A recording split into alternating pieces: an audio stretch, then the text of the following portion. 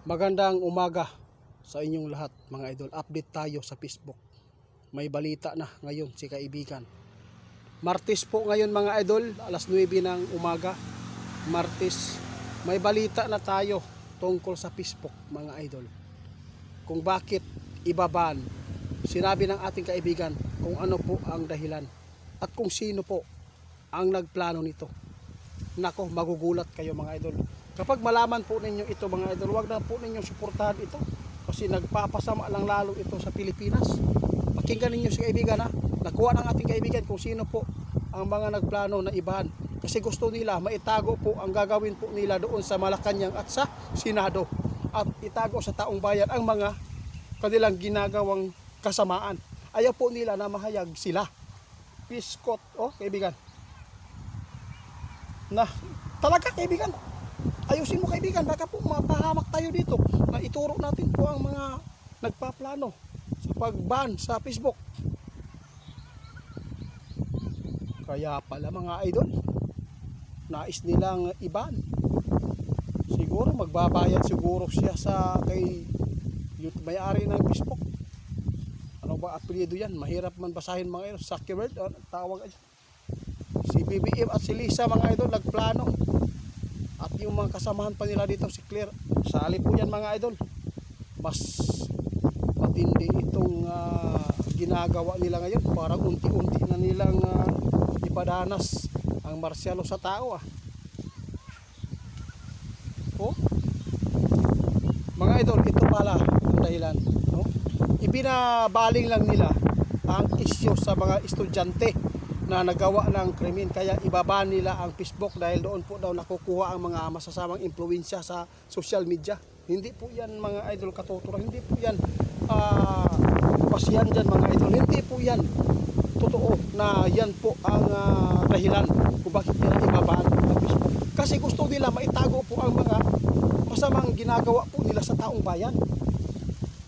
Ayaw po nila na mayroon pong mga mailalabas dito sa social media yung mga ginagawa nila na hindi maganda. Nakademonyuhan talaga nila mga idol. Napakarami nila nagplano. Talagang gusto talaga nila mga idol na hindi na tayo maka-react, no? Ayaw talaga nila na maipalabas po ang baho nila na gagawin po dito sa atin. Kaya tandaan niyo mga idol, hindi sukatan, no? Na ibabahan po nila ang Facebook para lang sa estudyante na nakagawa ng mga karumal-dumal na mga incident. Hindi po yan. Batas po ninyo dapat ang susundin ninyo na hindi po maganda. Ang batas na binigay po ninyo sa kabataan ngayon, pinaluwag ninyo lalo. Ang mga kabataan ngayon, nagmamatured agad. Hindi po yan mga, yung 18, mga idol, 18 years old o 17 years old. Hindi na po yan, mga idol.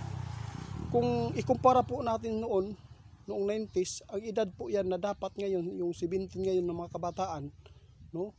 Nasa 24 na yan mga idol ang utak yan ang galing ninyo. Ibabaan ninyo ha. Para po pala ito sa kanilang sarili. Na ayaw nila na mapalabas sa social media lagi ang kanilang mga kasamaan na mga plano dito sa ating bansa. Diyos ko mga idol, ingat tayo sa panlilin lang na naman. Nakuha na naman ng ating kaibigan kung sino po ang namumuno dito para iban ang Facebook. Siguro malaki ang bayad po siguro nila dito mga idol kung tuluyan mang mababaan ito. Imposible na hindi sila magbabayad dito mga idol. Tama ka. Maghanda kayo mga idol. Sa bagay kung mawala man ito Facebook, tandaan natin mayroon pang magagamit natin, no? Ang TikTok mayroon pa. Mayroon pang YouTube, no? May YouTube pa. May YouTube pa mga idol. Kaya hindi po tayo agad magpapanik. Kasi ang gagawin po o ano po ang mga plano nila ngayon, ang Facebook inuuna dahil napakadali po doon, no, na mag-a-upload yung iba. Lagi pong nababasa agad sa mga taong bayan na mahilig sa Facebook, no?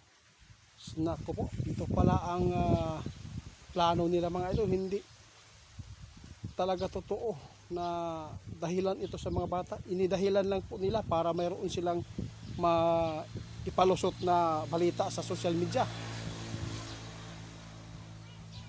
Oo, totoo yan. Hindi po yan totoo mga idol na ang kabataan, no, nakagawa ng krimen, doon nakukuha yung iba sa social media.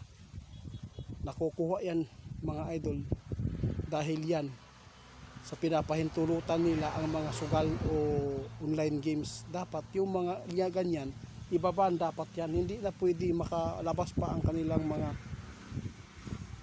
laro sa social media, sa Facebook. Hindi dapat iwala. Hindi lahat-lahatin. Maraming mapapahamak dito mga idol. Kung higpitan sana ang batas sa kabataan, siguro ay magaganda pa ang mangyayari pa dito. Pero mas lalo nilang ipinapahamak ngayon ang tao kung ibaba nila dahil lang para sa kanilang plano na kanilang sarili na lagi mapagtakpan na hindi po mabalita sa taong bayan. Masama talaga. Salamat kaibigan, at least nalaman ko. Hindi ko alam ito mga idol.